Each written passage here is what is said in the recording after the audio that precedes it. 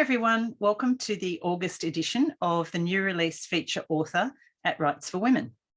I'm coming to you from Virginia, the vintage van, and I'm spending a fair bit of time in Virginia at the moment, I have to say, during lockdown. And apart from recording podcasts and back into recording the podcasts each week for Writes for Women, I'm actually working head down, bottom up on my manuscript, trying to reach the end by the end of the month.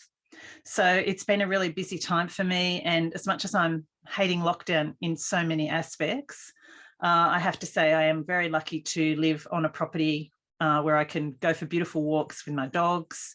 I have space, I have the van to get away, and I'm actually going to achieve my goal this month. I'm fully determined to get this manuscript finished by the end of the month. There'll still be revisions to do after that. It's sort of, parts of it have been quite heavily revised, some other parts not at all, because I've written it in a very haphazard way, shall we say. Won't be doing that again, she says. But hopefully by the end of this month, I'll have at least the whole story done. And then it's just a matter of pulling it all together and doing some more revision. So wherever you are, if you're in lockdown, I hope you're doing okay. And I hope that if you're a writer or a reader, that listening to Writes for Women each week might bring a little bit of sunshine into your lockdown life. If you're not in lockdown, wherever you are, fantastic. I hope that you're doing well. So on to today's episode. My guest today is Mary Lou Stevens. Mary Lou has worked as an actor, singer, radio presenter and music director in both commercial radio and at the ABC here in Australia. Now, Mary is working as a novelist. She received great reviews for her memoir, Sex, Drugs and Meditation, published by Pan Macmillan in 2013. It's the true story of how meditation changed her life, saved her job, and helped her find a husband. Her second memoir, How to Stay Married, was launched on her 10th wedding anniversary. After writing the two memoirs, Mary Lou turned her hand to fiction, and her debut novel, The Last of the Apple Blossom, was published by Harper Collins just a couple of weeks ago. Mary Lou is a fabulous supporter of Writes for Women, so I'm really, really happy to have her on the podcast. And I've kept this intro fairly short so that Mary Lou can tell us more about herself.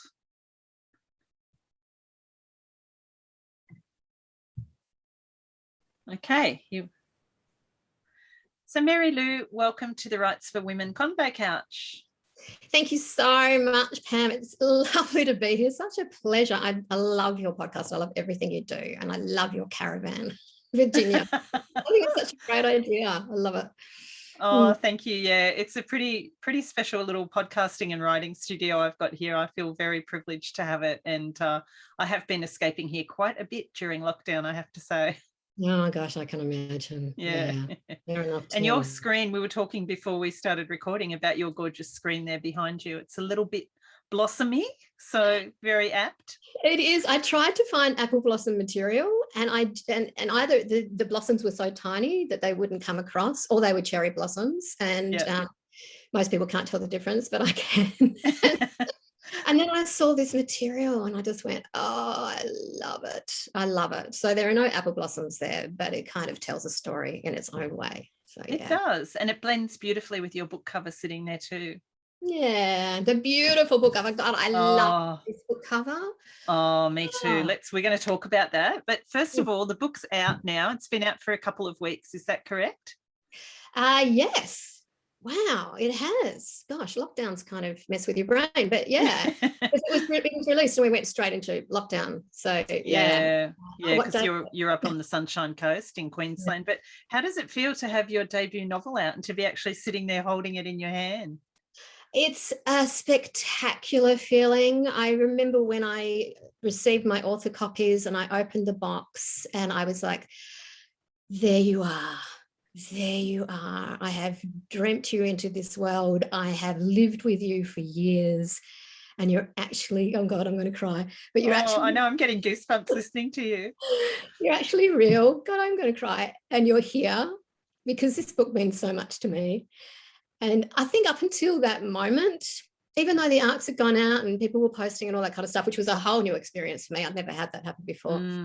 because my last book came out 8 years ago and it was a memoir. But yeah, it was just this, oh, wow, you're finally here. You made it. You made it. Because this is the 4th novel I've written, and it's the first one to get published. So it's been a lot of writing years under the belt.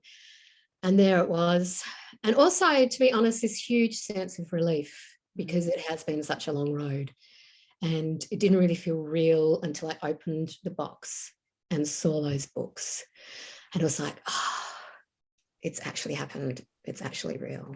Thank you. Mm. Oh, that's beautiful. That's really lovely. It's just so nice to hear, you know, the joy that comes, because I think so often we do get bogged down. I know, you know, about with the difficulties of writing and, oh, you know, the trudge of getting through the next draft and all that sort of thing. But when to see and to be reminded of how special that is to actually have that finished product there and out into the world is really lovely. Oh, it was beautiful. And because this book means so much to me, and because it terrified me for so long, I didn't know whether I had the capabilities to actually be able to tell this story. So for it to be done and for it to have found a publisher and go through all the processes and be in the world was like, yeah, okay, it's happened. Yay. Well, I can't wait to find out more about how all that happened. But first of all, I did do a little bit of an intro about your life and how you got into writing, but only touched on the surface. So can you take us back in time and tell us a bit about the many different jobs, I guess, and career paths that you've been venturing on, and how you ended up getting to this point now where you are a published author? Well, it's interesting because in my previous life as a radio presenter, I interviewed a lot of authors, and a lot of them had wanted to be writers since they were young. And I didn't. I wanted to be all kinds of different things, mainly an archaeologist. My mum said, "Oh, come along and I'll cook for you and make sure you're okay while you go off on digs," you know, that kind of thing when I was young.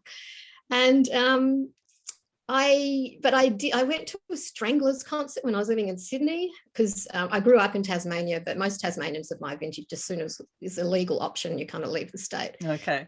I came back time and time again, but so I was 18 and living in Sydney, and the whole it was 1979 and the whole music scene was exploding with all this interesting new stuff. And I went to a Stranglers concert at the State Theatre, and I heard this sound, and I said to the punk sitting next to me, I said, "What's that sound?" And he looked at me as if I was a complete idiot, and he went, "That's the bass guitar." And I just knew that that's what I really wanted to do. So that's what I did. I bought a bass guitar. I was completely hopeless at it, but I just persisted and played in bands for many years and absolutely loved it. And in between, I went to acting school at the Victorian College of the Arts, because I'd always been acting since I was 6 years old, and I was Mary in the nativity play. So I gave acting a red hot go as well. But gosh, you know, as a writer, as a writer, you get a lot of rejections, but boy, try being an actor. It's brutal. It is brutal. And playing in bands actually gave me some kind of control over what I did. So I wasn't writing books. I never even thought about writing books, but I was writing songs. And that thing of being able to write a song, rehearse it up with your band, and go and play it that weekend at a gig was just wonderful to be in control of that creative process and have that happen. Whereas with acting, there are so many different layers of things that actually have to happen, and so many other people involved, and machinations and all kinds of stuff before you ever get on a stage or on a screen. So playing in bands really, really suited me, and I loved writing songs. And that thing, sometimes I would write a song and I would be playing it in the band, or I'd listen to it back if we'd recorded it, and I'd go, where did that come from? Did I actually write that song? And oh, wow. And will I ever be able to write another song? And will it ever be as good as that? So yeah, I did that for a long time. And I bounced between Hobart and Melbourne and Sydney, playing in all kinds of bands. And then my last band broke up when I was in my mid-30s, and I put everything into music, all my money, all my time, all my love, all my passion, absolutely everything. And I was in my mid-30s, and I really thought that band was going to crack it, and we didn't. And I just was devastated when we broke up. I thought, I have no idea what I'm going to do now. none at all. And someone I'd met who'd interviewed me many times for ABC Radio, he and I went out for lunch. And I said, I've got no idea, you know, I'm completely at sea here. I've been doing a series of just kind of casual, unskilled jobs to pay the rent. And I said, oh, that's my future. And he went, you know what, Mary Lou, you should be in radio. And honestly, Pam, it was like this light bulb went off in my head. Wow. It was plastic. I could feel it. It was like this light just went bing. And I said to him, oh my God, I do want to be in radio. But I didn't know that. How did you know that? And he said, I know radio and I know you, and it's a really good fit. And from that day on, every single door opened. It was miraculous, because being an actor, being a singer-songwriter, being a musician, you're constantly running up against brick walls, just constantly. But when I decided, sorry, I've got a bit of a frog. Yeah, I have too. It's going around, I think. Froggy weather. But when I decided that radio was what I wanted to do, the path just opened up to me, you know. And there was even, I got to a door, any door, and there'd be a doorman just opening it up and saying, welcome, come on in, you know, instead of the doors slammed in my face. And it was amazing. And I loved it. I absolutely loved it. I worked in commercial radio as a music director. So it was interesting coming from being a musician and playing in bands and trying to get our music on the radio to being on the flip side of being a music director, where you get to choose. Well, not so much, because you have highly paid consultants and music calls every week, and you know, it's all about numbers for Mills and Burns and all that kind of stuff. So there's a bit of a science to it. But I still would, you know, direct the flow of the music according to the formula, the genre of the station. And I realized very quickly why we never got played on the radio. It's like, wow, this is such a business. And then I got a job with the ABC on the Sunshine Coast, and just felt like I had won the lottery. It was funny. It was a very small crew back then. It's grown a lot since then. And we used to kind of throw some money in for a lotto ticket every week. And I'd say to the guys, I already feel like I've won the lottery. Oh, that's lovely. Music director, presenter on air, and living in paradise. It was just like, wow. Yeah, it was great. Fantastic. So where did you did that job for quite some time, didn't you? Yeah, over 20 years. And I'd done stuff in community radio prior. So, you know, radio has been part of my life for a while. Yeah. And where did the yearning to write come from? Because you have written the 2 memoirs, and as you said, you've had 4 novels written now, 1 published, but the 2 memoirs. Where did that yearning to actually write, first of all, in the memoir sort of arena, come from? Oh, the memoir is interesting because I did my first 10-day silent meditation retreat, and quite honestly, it did change my life. It was amazing. That's brave, because I like to meditate, but I've always looked at those silent long-term meditations and thought, oh, could I do it? Well, they had a sweep at work because I'm a talker, and they didn't think I was going to make the 10 days at all, not at all. But honestly, it was really interesting because you don't even have any contact. You're not supposed to look at anyone. It's as if you're just meditating on your own the whole time. And I actually found it very freeing. And I realized just how much I want to make a good impression, or for people to like me, or to, you know, be perceived as interesting. And all of that just falls away because you can't talk to anyone. You know, you can't even look at anyone.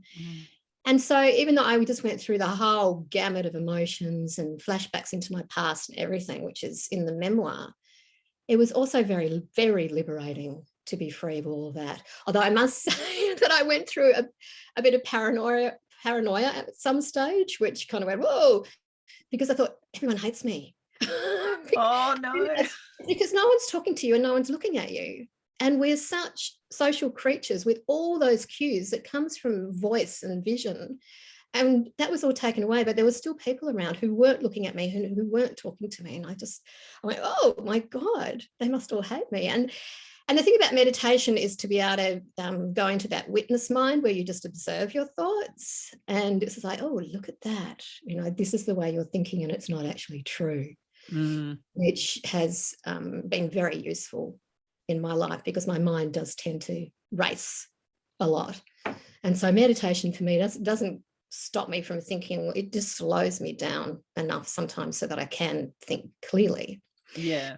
But I wanted to write that memoir because I used to love self-help books, but I would never do any of the exercises or do what was suggested. I would go straight to the case studies because they were stories, and I loved stories. I think humans are just hardwired. It's in our DNA, this love of story.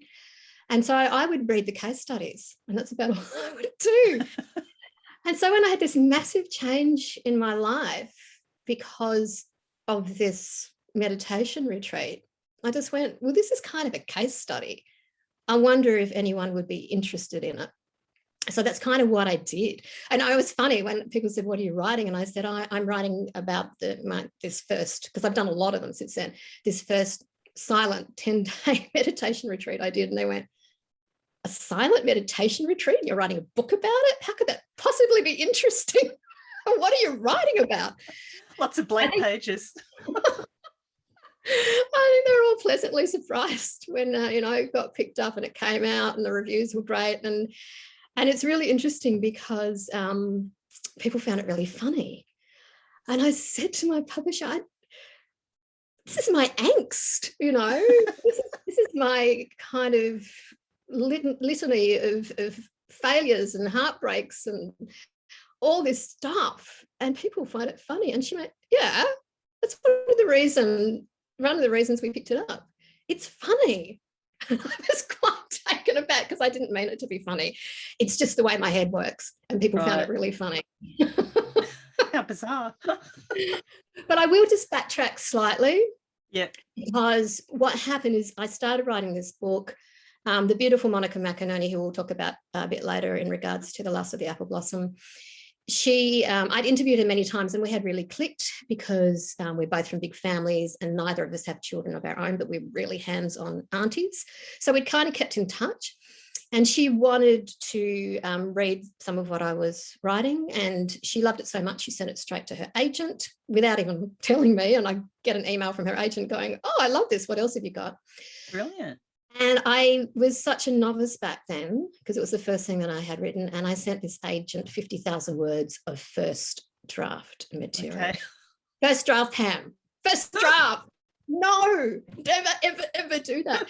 And she'd been so excited and said, don't sign with anyone else. And she got this 50,000 words of first draft. And she just went, oh, nah, you've gone. Oh, no. And she said to me, if you're going to write this, you have to be really, really honest. And I completely freaked out. I wasn't ready. I instead thought, I'm just going to write a really lighthearted novel. And so that's what I did. And then after quite a few years and a lot more meditation, I was finally ready to write that book. And it's brutally honest. Wow. But I know if someone gives you good advice, then yeah, take it. Yeah, yeah. And so that you also wrote and published a second memoir, didn't you? How to Stay Married? How to Stay Married. So Sex, Drugs and Meditation, the memoir that came out with Pam McMillan. It has a happy ending. Well, it's about how meditation saved my job, changed my life, and helped me find a husband. Wow. So I was in my early 40s at this stage and I'd never been married. And I'd always run away from relationships. I was commitment phobic. And I think it was 10 days after I'd finished this 10-day silent retreat, I met the man that I would marry. Oh, wow. So it's this massive happy ending. And then I thought, it's actually hard being married. It's tricky. There's a lot more to it than I ever thought. And there's a lot of compromise involved. This is probably why I always ran away from it and why I was so terrified of it. And being in my early 40s, I was pretty set in my ways. And I'm his fourth wife. He loves being married, but it was all very new to me. And we'd done this round the world trip with cabin luggage only. So we'd gone from the snow in Scotland to the tropics, the humidity and all that kind of stuff, but with cabin luggage only, traveling really light. And I thought, well, that's a great metaphor for how to stay married. So that one is set within the framework of our trip around the world, and that has lots of flashbacks into how hard I found it to be married, to keep my fear. I'm going to cry again because honestly, I do experience a lot of fear, and being married just brought all of that up to the surface, and I found it really, really tough. So all of that is in that book. Where's a tissue? Yeah, if you need water or a tissue, grab it. And so Pam Macmillan had a look at it, and they changed the title. They wanted me to change the title, and I said fine, because it was originally called Love, Death, and Meditation. Because we go through the death of my brother from alcoholism, and then my mother died pretty much of a broken heart, and so it was some really tough things going on. And but they thought, oh no, How to Stay Married is actually a better title. So we changed the title. I changed the beginning and the end, and then it didn't get through acquisitions, which so often happens with books. Yes. So I self-published it. I just put it out in the world. Oh, good on you. I didn't realise that. Yeah, that's fantastic. Yeah, I just put it out there. I thought it's written, it's finished, it's gone through the editing process. Yeah, it didn't get through acquisitions, but hey, it's still a book. And it's one of the realities of the publishing life, isn't it? It can be a great product, and you pour your heart and soul into it. People can say they love it, but then if it doesn't get past the marketing gurus, usually it doesn't happen. Yeah, it was such a huge shock to me, because with my memoir, the head of nonfiction loved it, the head of publishing loved it, and I thought I had a deal, but no, it has to go through acquisitions, and the whole team makes the decision. And I had no idea back then that was the way it worked. I thought when I got that call saying I love your book, I went, hey, I've got a deal. No, not yet.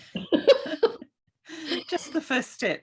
Yeah. So you had written in the meantime that the other more lighthearted novel, and you said that you have written 4 novels, I think, in total. Yeah. How did all that then, after you've written the 2 memoirs, where were you at fiction writing by that point? So with the first novel, I had thought I had written the next bestseller. I had cast, the actors who were going to play in the movie. Kate Blanchett was in there. And then and then I thought, I should have a manuscript assessment, just so someone else can tell me how brilliant this book is. And so I had a manuscript assessment, and it was like, I know nothing about writing. I don't know how to write. I've got no idea what I'm doing. I love this story, but clearly it's just not. It's not. It's just not. Yeah. It's what it is, and it's not working. And so then I decided to work with her as a mentor. And so I think we did about 10 drafts together. And that was really my writing apprenticeship, if you like. I don't think that book will ever see the light of day, but that's really how I learned to write. I mean, I've done Year of the Novel with Queensland Writers Centre. I've done all kinds of different workshops and courses, but that was really early on. So that was before I was brave enough to write Sex, Drugs and Meditation. So that's how I learned to write. And I had a writing group. We'd met at an editing course through Queensland Writers Centre. And 2 of them were actually doing Masters of Creative Writing. And they said, I think you learnt more about writing, with this one-on-one with a mentor than we have, paying all these thousands of dollars for a Masters of Creative Writing. And, that's not the case for everyone, certainly not. Yeah. It's just, in this instance. And so, I learned stuff about point of view, and I was head hopping, all the stuff that I had no idea about. Yes, but I think that informed the writing of Sex, Drugs and Meditation. It certainly made it a better book, that's for sure.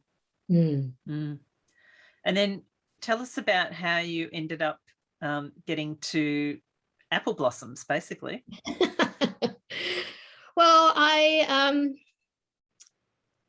I was told, perhaps, because I'd written the second memoir. I had no idea what to do next. I knew I wanted to keep writing, though, and I had this novel that I'd learnt to write with, my practice book. And someone said to me, oh, you should really write something that will sell. And I said, what's that? And they said, women's fiction. And I said, I've got no idea how to write that. And I was interviewing Fiona McIntosh for one of her many, many books. And she asked me how my writing was going. And I said, well, I've been told to write women's fiction. I have no idea how to do it. And she said, oh, you should come to one of my masterclasses. I didn't know she did masterclasses. And I will teach you how to do that. You know, she teaches people how to write commercial fiction. Yeah. And so I went along to that, and it was amazing. It was astounding. Fiona is a force of nature, and she's incredibly generous to all her masterclass alumni. Amazing.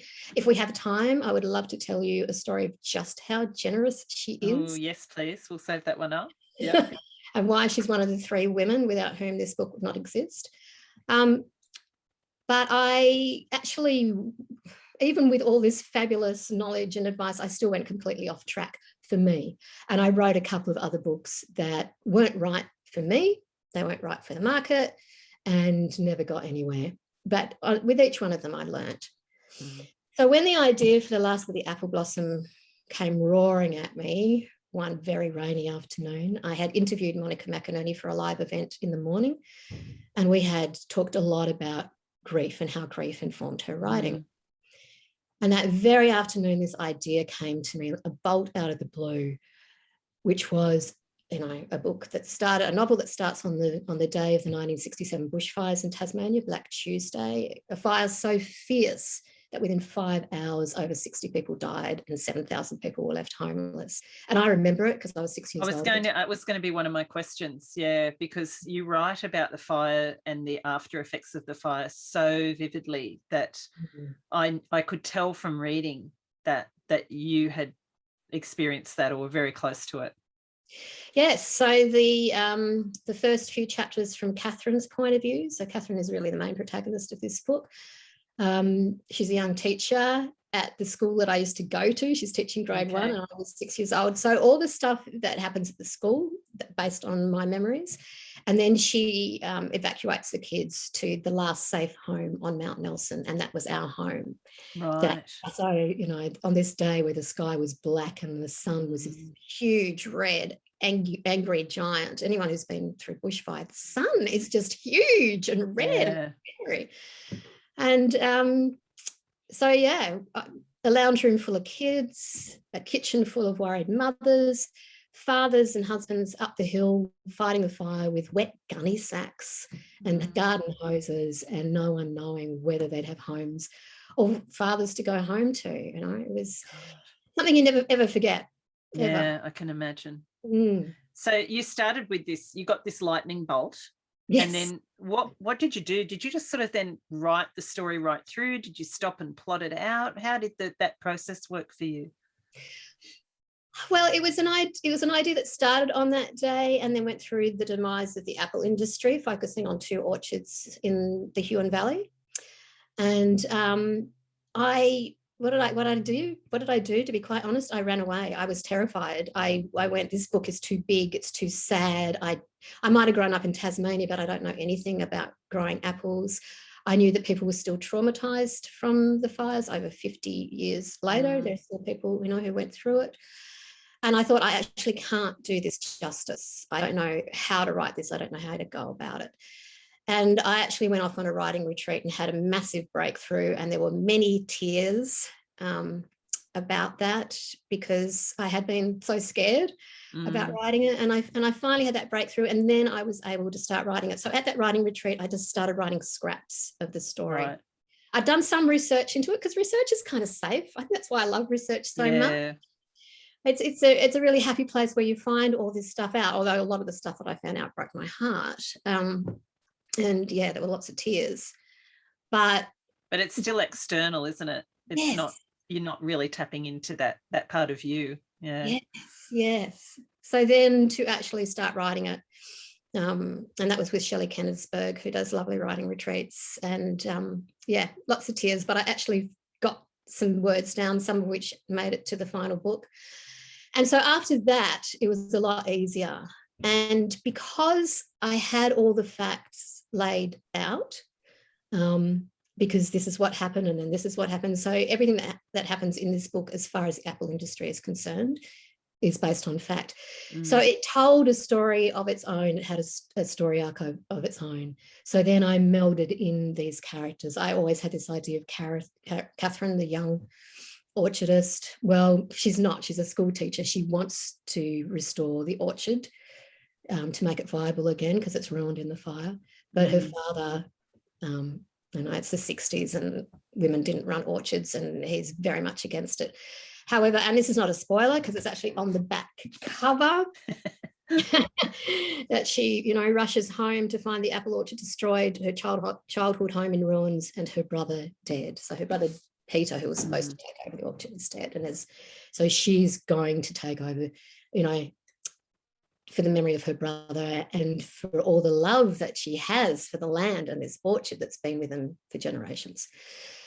So she was always very strong. I did have a little minute where I thought I was going to do a dual timeline because there's a big secret in this book, and I thought I could tell that story, with the current day, with the person who finds out about this secret and all about the life that involved. Yep. But to be quite honest, nothing interesting happened in the modern timeline. Everything interesting was happening in the historical one, right? In the 60s and 70s, because there was just so much going on. You look back at that time and everything was changing. Daylight saving came into Tasmania first because Tasmania's reliant on hydropower, and there was a drought, so there wasn't enough water in the dams, so they brought in daylight saving to save power. You had the metric system coming in. We just had decimal currency come in. We had man landing on the moon. We had Woodstock. So music does play, and this is where my music history of playing music bands does comes play in. a part in the story for sure. Yeah, because the late 60s, early 70s, the way music was changing and evolving, it was just massive. It was a big part of people's lives. And I knew that I wanted the new settlers or hippies included because they came to the Huon Valley in the 70s as well. So there was lots of change. I can see, Mary Lou, why you were daunted by the story, because there is so much happening in it, and like you say, this massive backdrop of what's happening in society and the changes taking place, and to be able to incorporate all that into the character's story and weave all that through the plot, it must have been a huge challenge for you. Yes, and it was. And, a lot of research, a lot of time spent in the Hobart Library, in the Hobart Reading Room with fabulous librarians, digging me stuff out of the archives. And the National Library had a resource of apple and pear growers' oral histories, and listening to them was fabulous. And then I had the Tasmanian Yearbook as well, which I could access online through Tas Libraries. And at the back, it has a summary of everything that happened in the world in that year. And it was just boggling. It was just boggling. And so to be able to bring that in and just go, everything was changing, time, space, dimensions, weight, everything was changing. It's just phenomenal. And a very strong theme of the place that women were in at that time and how that changed and evolved over that period too. Yeah, definitely. That's a big part of the story, isn't it? So would you consider yourself a plotter or a pantser or a combination? Look, I am a combination. It's really interesting. If you write historical fiction, and I'm working on another one now, and so the events actually give you the plot in a way. I remember doing a workshop that Josephine Moon was taking on structure, and it was the Save the Cat structure that she was talking about. Yep. And there's that point where it's the false victory. And in this book, I went, oh my, I know exactly what that is. I don't have to invent it because it's actually part of the history that happened. That's the false victory. Yeah. So it's interesting when you do write around true facts, true history, is that often my very limited experience, that will kind of give you the shape of the plot, and then everything else in between, I pretty much pants. Great. So at what point did you enter into the mentorship with Monica McInerney? Well, so at this stage I had written, this was my 4th novel, and I had spent a lot of money on learning how to write, a lot of money. And I swore that I was never going to spend any more money again on my writing. But with this book, and I think I was up to draft 3 or 4, I just realized how special it was, how much it meant to me. And I thought, you know what, I actually am going to spend money because this book is worth it. I'll get a mentor or a manuscript assessment or something. And so I was looking at what was available, and I was looking at the Australian Society of Authors mentorship program. And I was looking down the list of mentors that were available and going, no, not a good fit, not a good fit. Monica McInerney? Monica McInerney is available as a mentor? I went, oh, what? So I emailed her. I mean, we're not in touch constantly or anything. I don't think we've been in touch for a while, but I emailed her and I said, I bet you have a waiting list as long as your arm, but when you put your application in, and this is for a paid mentorship, they ask you to put your 3 top picks who you want as a mentor. And I thought, I only want Monica. It's the only mentor I want. So I don't want to apply if I can't have her. And I bet she's too busy. So I emailed her and I said, are you available? Could this be a possibility? And she went, absolutely yes. And by the time that I went back to the ASA and put in my application, Monica had already contacted them. Oh, fantastic. Said, yep, I'm going to mentor her. And then she said, what draft are you up to? And I went 4. And she said, great, write 2 more drafts and then I'll read it. She wouldn't look at it until draft 6. Yeah. Yep. And that must have been such an experience. Like, you know, I think the interview I did with Monica for Rights for Women, I don't know if it was last year or the year before, everything is a blur, but it was such a fabulous chat. And I know personally, I got so much from it, and I got really good feedback from people who'd listened to it. She just really knows her stuff and she's so lovely. She's an incredible woman and really generous and really wise, and she's a hard task mistress. She said, you know, you'll be doing another 4 drafts. She said really 10 drafts is where the book, you know, really starts coming together. And she was tough and she was fantastic. So stuff like Peter's funeral, I had just mentioned in passing, well, no, I've given it, you know, a little bit of attention, but it was written in the past as the plot moved forward. And she went, you know, you cannot cheat your readers. We need to be there at his funeral. I want that chapter in. You know, this is such a catalyst for what Catherine does. We need to be there. So writing, I'm going to cry again. I'm sorry, Pam, but no, don't apologize. No, because it's interesting what you put into your book and what you don't. I'm going to turn to a hopeless mess, but you know, I remember when my brother died, you know, and so I wanted to pay tribute to that in a way. And quite honestly, I think that's one of the reasons I didn't want to write the funeral scene, because it is heartbreaking when your brother dies. So yeah. Oh God, this is going to be the crying episode, but yeah. And other stuff, she said, I don't understand why this character would do this. This is such a massive decision. Why would this person do that?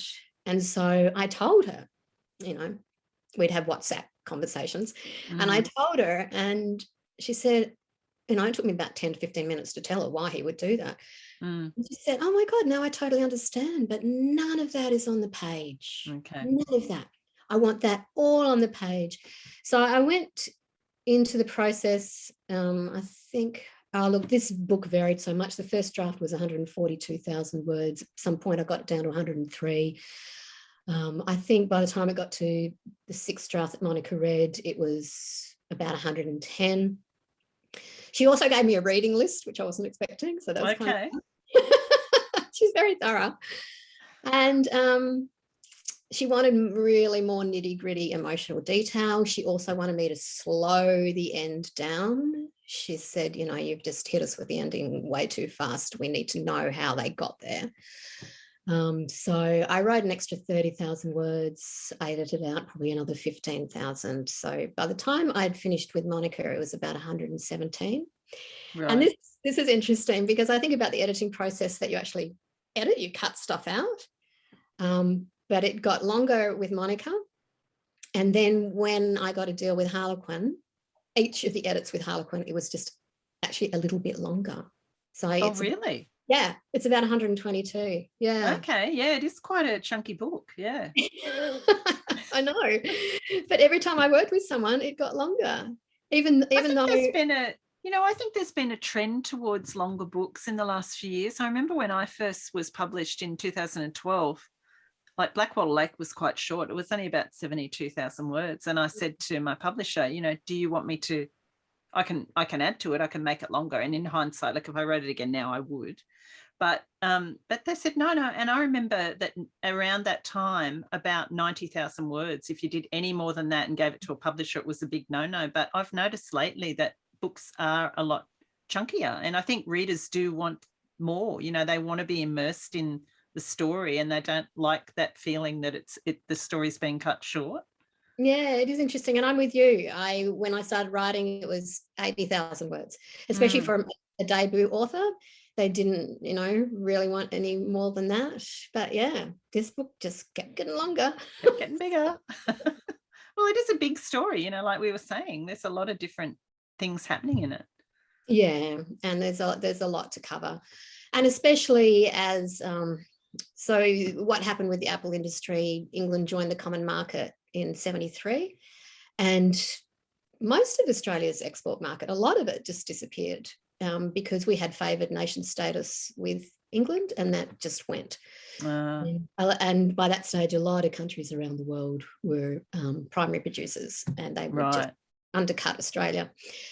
But yeah, so the apple industry pretty much just got savaged and the government came up with a tree pull scheme to pay people to bulldoze their orchards. And that was one of the really sad parts about researching and writing about that. Yeah, I'm sure. And then the hippies come in, which kind of lightens it a bit. But I had no idea, this is the thing about being a pantser, I had no idea how I was going to finish this book. I knew because the genre that I'm writing that it had to be a happy ending. And honestly, I had no idea what that was going to be. So I actually went off on another silent 10-day meditation retreat. Okay. Was this post the time with Monica? No, this was actually before because I was at 6 drafts before it went to her, so I definitely had the ending. But yeah, I went off to this silent meditation retreat, and this is the thing when you're not talking to anyone, when you're meditating over 12 hours a day, and your mind will just come up with stuff, and some of it can be really useful. And so my subconscious just went, here you go. Here's your happy ending. Great. Thank you. Oh, thank goodness. Yeah. So let's just jump back to Monica. How, in the end of that process, were you at a point then where you were really happy with the story and thought, yeah, this is ready to go to a publisher? Yes, because she was. By the time I had written 10 drafts, she read the last draft and she said, thank you. You have written the book I wanted to read. Fantastic. And so I had her blessing.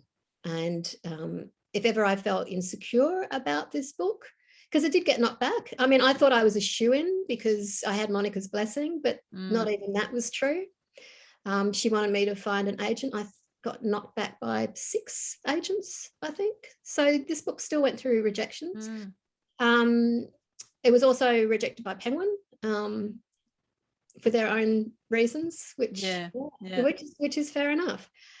So even though Monica thought it was fabulous, and honestly, Pam, that's what kept me going, because I knew Monica thought it was a good book.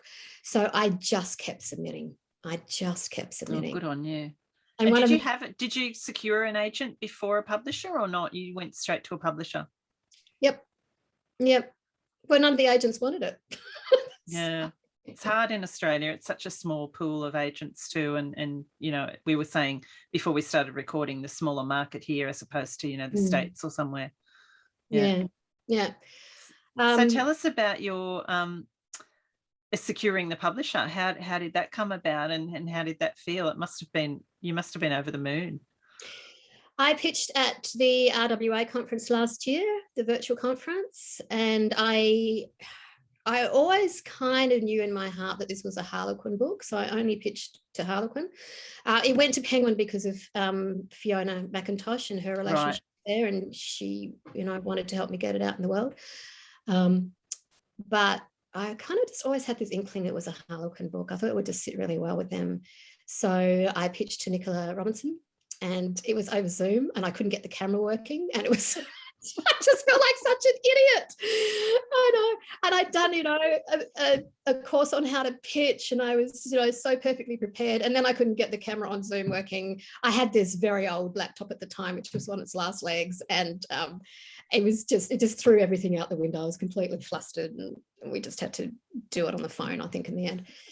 And she said that she was interested. And because with the pitching process with RWA, some of the people that get pitched to, they want 1,500 words or a few chapters and a synopsis. So she'd already had that. She'd already read.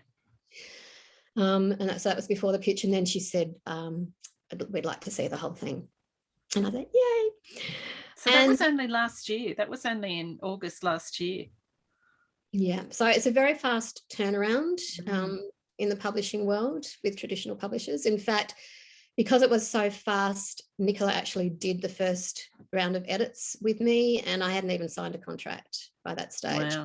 Wow. But because it was that fast, they couldn't kind of fit it into the editorial program that was already going. So Nicola very generously did the first round, and then it was able to be slotted in with their editorial process. So what happened was she rang me. She said, we're interested. I'd like to take it to acquisitions. I said, please do. That'd be lovely. And she said, okay, I'll be next Tuesday. And I think this was on a Thursday or a Friday. And I went, okay, I can hold it together for a few days. That's okay. And then she rang me on the Friday and said, oh, I'm really sorry. Something's come up and your book has been bumped. It won't be till Tuesday week. And I thought, I'm going to die before then of nerves and anxiety, but, I would just have to meditate more or something. And then I was getting ready to go to book club on the Monday. So the call was on the Friday saying it's been bumped for another week. And then a call came through on the Monday. I was getting ready to go to book club. I saw it was Nicola's number and I went, oh, I don't know what she's calling me, but I will answer that call because it's Nicola from Harlequin, even though I was just walking out the door at the time. And she said, we had a special acquisitions meeting this afternoon. This virtually never happens. And your book has got through and we'd like to offer you a deal. Oh, it's so exciting. And I was like, oh. And honestly, Pam, when I got a book deal for my memoir, I got the news at work and people thought I was having a heart attack. I was just so beside myself. I was so, whoa. And when Nicola told me the news, I just went, thank you. Thank you. It was this just enormous sense of relief because I had spent so much time and work and money on this book, and it had been rejected by agents, and it's just this huge sense of relief. It's like, yes. And that thing about trusting your intuition, I always thought that Harlequin was the place for it. So it's like, yes, thank you. And she did. We talked about how some people kind of jump up and down and scream and shout and burst into tears and laugh. And I went, yeah. But at the moment, really, my main emotion is intense gratitude and relief. Well, I hope you took the champers to book club with you. Well, I was running late for book club by this time, so I went along and I went, hey, I got a book deal. And they went, yay. And then the conversation moved on very quickly. Off to the book, yeah. Yeah, but when I was able to tell my writing group, well, that was a whole different story. There lots of cheers. I'm sure they were over the moon for you as well. Yeah, it's such a fantastic story, Mary Lou. I love it, and I love the way that you persevered. And I know, just talking to you, and I know from my own experience, there must have been so many times where you felt like, oh, forget it, this is too hard. But I really believe that perseverance is such a key element of getting a book across the line, whether you self-publish it or whether you do the trad thing. it's the same motivation and push that you have to have. You have to believe in it yourself, don't you? I think that word believe is really apt. I say that writing is an act of faith, that you do all this work, you spend all this time, you invest this money, you do all this stuff, and you never know whether it's going to get published, unless you're on a multi-contract deal, and that's completely different. That's not my world. So you have to have faith.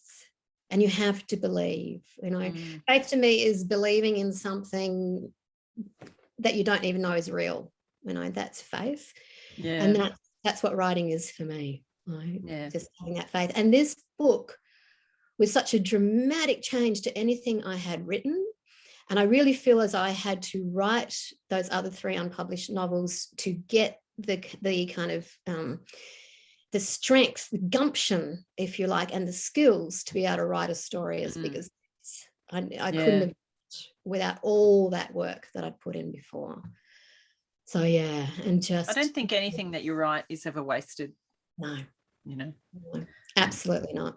And when Nicola picked this book up and she said, "Oh, you've written other novels, anything that we might be interested in?" And I went, no. They're just practice books. I went off on tangents. I went down wrong tracks. I had a lot of fun writing. I learned a lot, but no, none of these. Fantastic. So yeah, to be able to put that much work in and go, sorry, and just go, that was homework. Yeah, that was exactly. That was university. That's what that was. Yeah. And it got me here. Yeah. So we've touched on different elements of the book as we've been chatting around all this whole, the ideas and inspiration and publication. And we mentioned that, the 2 main characters, you have Catherine, who is the school teacher you talked about, who was in the classroom at the school when the fires broke out. And the other woman in the story is Annie. So can you just tell us a little bit about Catherine and Annie? They are, we have the 2 narratives from both women. It's also Mark. So maybe just tell us a little bit more about the book itself. Well, it is my love song to Tasmania, to a way of life long gone. Tasmania was the apple isle, but there are very few orchards left now. And it does tell the story of Catherine, a young school teacher who rushes home to find that disaster, really. Her best friend and neighbour, Annie, she's a bit older. She's the mother to 6 children, a much wished for baby girl who's very, very young at the beginning of the book, 5 sons. And she is from money. She's from Sandy Bay in Hobart, and she's from money, but her family have cut her off because she got pregnant to Dave when she was young, just finishing school.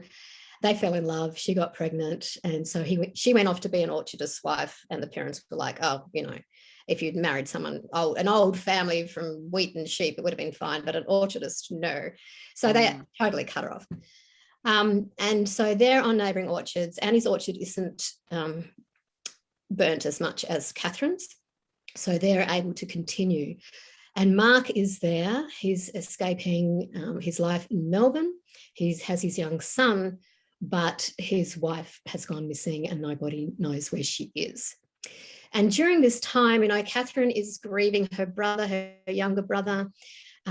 Mark's young son, Charlie, is motherless. And because she's a school teacher too, and she does end up quitting her job, much to her father's disgust and dismay, to help the orchard get back on its feet, she actually becomes really close to Charlie, and through Charlie becomes close to Mark. Now, Annie is really she's anti-Mark. He's staying on their property in a picker's hut. He's helping get the orchard back together, but she doesn't want him there. So she sees this growing relationship between Catherine and Mark through the conduit of his son, Charlie, as a threat, as not good news. And it's a very small community. So this man is married. His wife's gone missing, but he's still married. And so everyone misconstrues their relationship and casts all kinds of aspersions, and people try and keep them apart. But it is, so there's this real love story that runs through as well. There are lots of false starts and hiccups and things like that along the way. And we see these 2 friends through many emotional ups and downs, as well as the ups and downs of the industry and bureaucracy and economics and all that kind of stuff. And there is a stonking great big secret as well. Yes. Yeah. And I have seen it described as a saga, and I think that word fits it really well because it is such a big story and it has got all those ingredients, you know, with the family and the friendships and, like you say, the secret, but then this massive backdrop of what's happened. Yeah, it is a family saga. That kind of took me by surprise. I was calling it late historical and family saga, and I went, oh yeah, it is, because there's Catherine's family, there's Annie's massive family. We see her sons grow up, leave home, all that kind of stuff, because it starts in 67, but it goes over a period of 10 years, and it jumps into the 80s and then to the present day.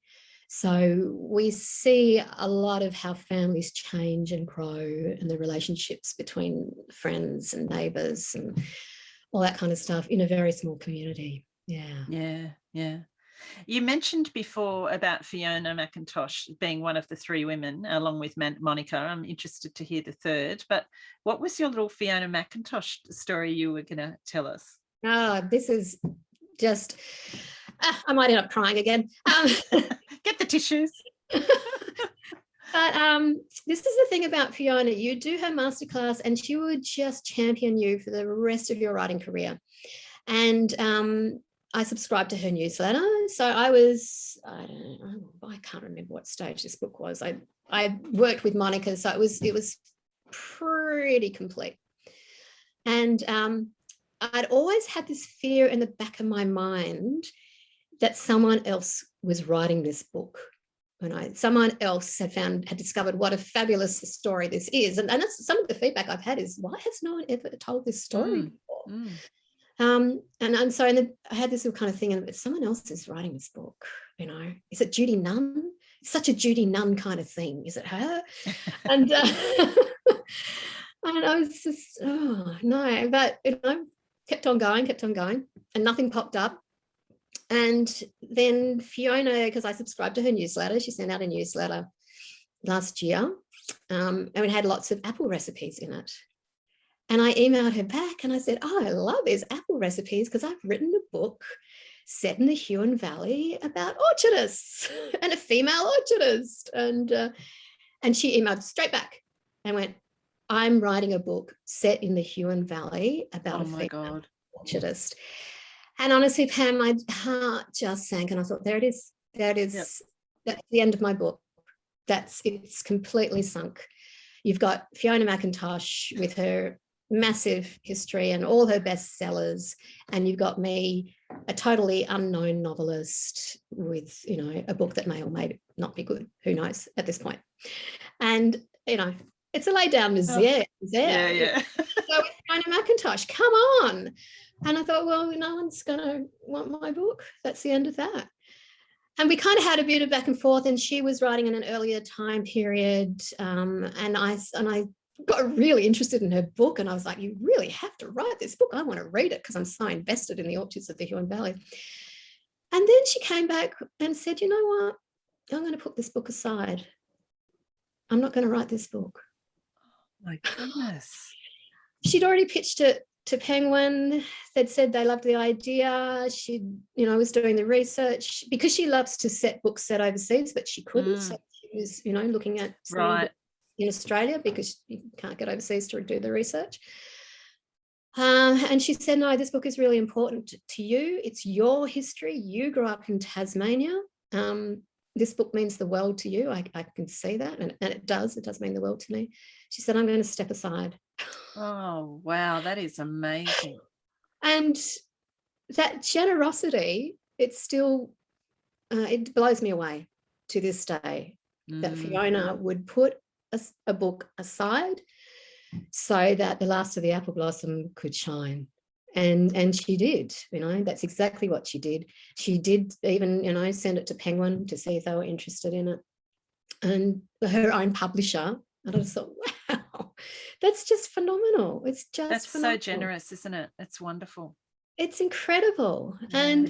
And I said, wow. And she said, look, that's okay. I can write another book. I will write another book. She has written another book. Yeah.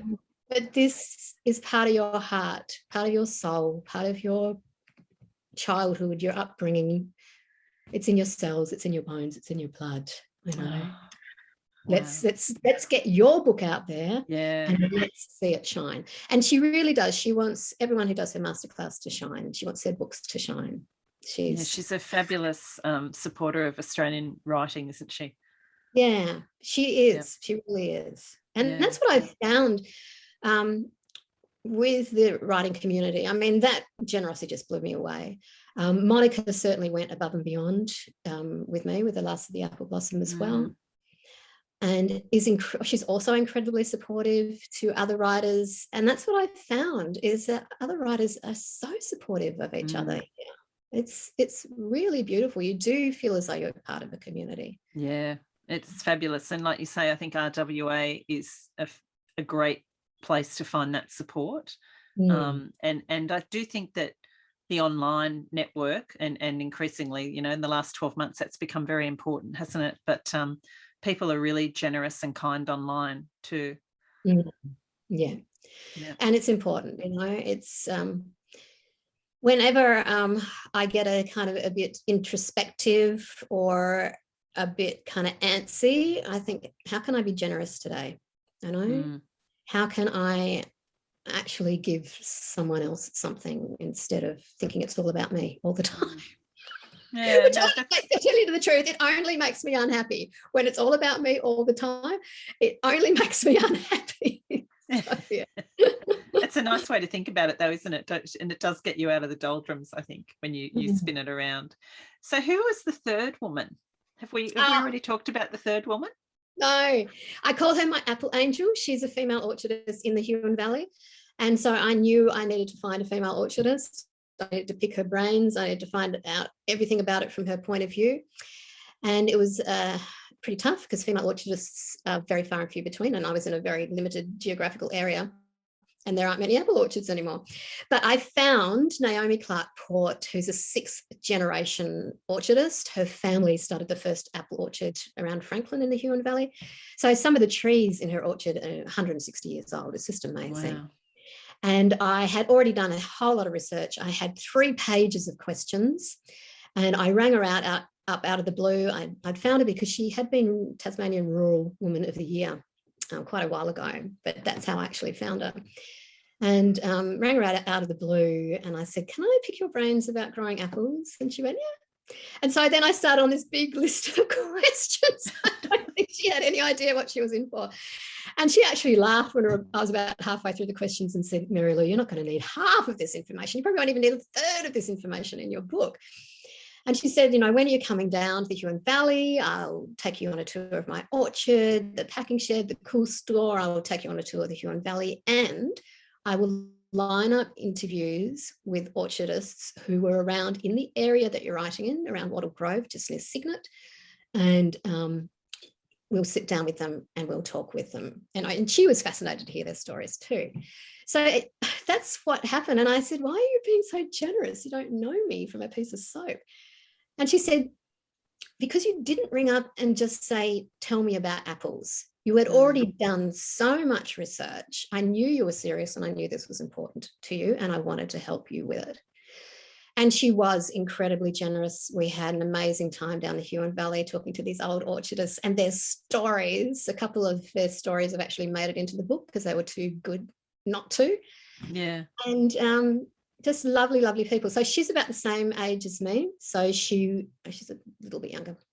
So around, you know, the late 60s, yes, she remembers the fires. Yes, she was living on the orchard, but she was too young really at that stage to be working in the orchard. So she wanted me to be able to talk to people who were working in the orchards, pruning their trees, you know, doing the grafting, doing the tilling and the hoeing around the trees, and all that kind of stuff, the day-to-day stuff that does make it into the books, that gives it that real genuine sense. And yeah, gives you that really specific detail, doesn't it? And authenticity. And that was really one of my big fears, that I wasn't going to be able to do the orchardists justice and everything that they went through. And I received some feedback recently from a 76-year-old woman who lived through all these events, whose grandparents had an orchard down the Huon Valley, and she went, yeah, you've done us proud. you got it right. And I was like, Oh, there were tears, Pam. Surprise. I'm sure there were, and more relief, I'm sure. Which would bring me to my next question. And I think that story about your, apple lady is so beautiful. But what has the reception to the book been like so you've had that feedback from the woman who'd lived through that. How has the reception been in general to the book? It's been wonderful. It's been overwhelmingly beautiful.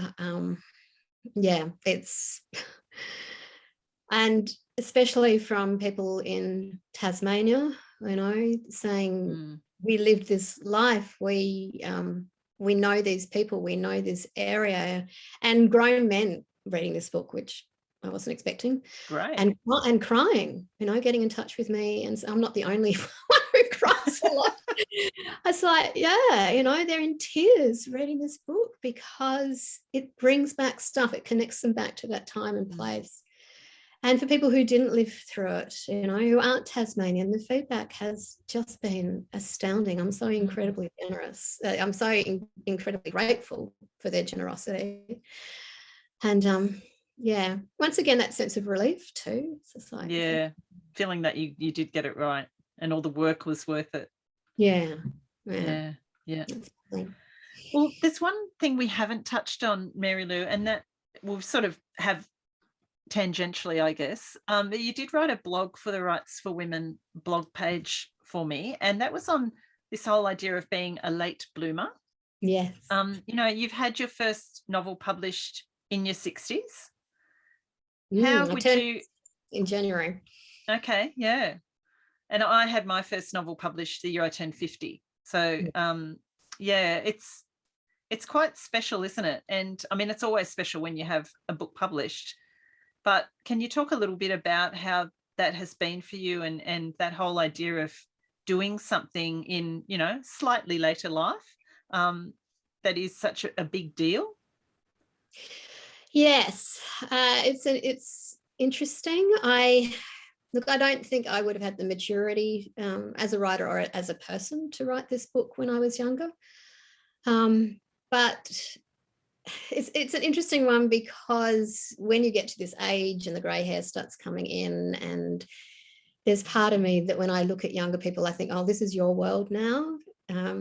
This is for you to actively be in, and but to be able to still make a contribution. Oh God, I feel like I sound like I'm 102, but to have this creative blossoming, if you like. I was writing when I was working, and I actually took 6 months leave without pay to write my first novel, saved up my money and did that because I really wanted to find out whether I could write a novel, whether I could finish one, and after I'd done that, whether I could write another one. But there are all these other pressures on you. So there is this beautiful thing about being an unpublished author, is that you can take your time and you can go wherever you need to go and do as much research and work as you need to do. So I'm retired, I'm 60, and I take the time I need to write these books. And it's interesting because one of my friends said, I said, I should really push this angle that I'm 60 and a debut novelist. And she was like, why? Why would you do that? And I said, because there are a lot of people my age who might think that they've missed their opportunity, or that their time has passed, or the world only is interested in young people, all the grants and awards for young writers, make it feel like it's true. But I just don't know. I'm proud. I'm proud of the fact that I'm 60. I'm proud of the fact that I'm a debut author at 60. It feels good. It feels right. And it feels as if, there's a part of me in this book that is in living history that I remember. And I couldn't have done that if I wasn't 60. And I have had quite a bit of feedback from older women saying, oh, thank you. You've made me think that I can do this too. And I think that's really important, to give people hope. And it's like, yeah, you can do it. Just put in the work. But yeah. It's very inspiring. And you are working on another novel now, Mary Lou. Is that sort of anything you can give us a little glimpse into, or you prefer to keep that under your hat? It's another story that absolutely terrifies me. I don't know why I do this to myself, Pam. I don't know why. But I have to be so deeply emotionally invested. I know that I wrote those 3 novels and they were fun, the ones that didn't get published. And it was a hoot, you know, and there was research involved, but it was kind of light and fun. And I love those books myself. I do. And but they didn't work, and they didn't work for me. So I need to really be quite very heavily emotionally invested in a book. And I also need to find its deep melancholy heart. And so I was having all kinds of trouble with this next one I'm writing. I'd done all the research. I had a fabulous time doing the research. I interviewed so many people, and I found it hard to write. I mean, I got it, you know, COVID happened, lockdowns, got a publishing deal, all this stuff was happening, and I was quite distracted. But it wasn't until I really found the deep melancholy heart of this next book that I went, okay, I can write this now. Because originally it was going to be a girl's own adventure about a really quite major event. But now it's changing to something that gives me the emotional grunt to be able to do the work that's necessary to write this book. And, you know, it may work, it may not. Writing is an act of faith. I have no idea. That's great. No, and I think, like you say, I think we all find the thing that really is the core of who we are in terms of telling the story, and we all find, you know, our niche in terms of the types of stories that we want to write. It can take some time to find that, but you know when you've made that connection with a story or an idea, and that's the thing that's going to drive you to get to the end. Yes, because it is a very, very long journey with many, many, many drafts. So for me, I need that kind of emotional connection to get me through. Yeah, no, me too. And so what would you say to people out there, particularly women maybe, who are aspiring authors, or who have always thought, oh, I really want to write that book, but there's something holding me back? What advice would you give them? Look, if you want to write a book and something's holding you back, that will always be fear. And I have lived with a lot of fear of writing, has been quite obvious during this conversation. And one of the best pieces of advice, and this comes from Fiona McIntosh. So I already had a memoir out there before I went to Fiona's masterclass. And it's not cheap doing Fiona's masterclass. It's worth every cent, but it's not cheap. And it was in Adelaide. So there was travel costs and there was accommodation costs. So we're sitting in this room in a U shape. Fiona's at the front. And we're all these kind of excited authors. Woo, you know, it's a masterclass. So we're a little bit along the journey. And the first thing she says is, the world does not need your book. Ouch. And I'm sitting there outraged because I'm already published. I've got a memoir out there. Of course the world needs my book. What I write is important. And she said, nobody cares. Nobody cares. Nobody cares. The world does not need your book. And I thought, I paid all these thousands of dollars to be here. You know, I was expecting to be told I was special and my book was fabulous and my writing was great. And she just said, nobody cares. And I really didn't understand it. She did say, the less I care, the better I write. And I thought, I don't think that's true, because her research is meticulous, you know, and she does everything she possibly can to make a book, one of her books, the best book it can possibly be. So I thought, It wasn't until I was writing a novel and I got stuck and I couldn't work out where to go next with this. And I remembered, nobody cares. And it just completely freed me up.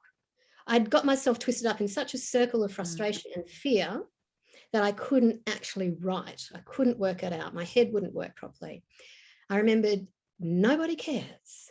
And it's like this weight just went off my shoulders. It's like, well, if nobody cares, I can write whatever I like.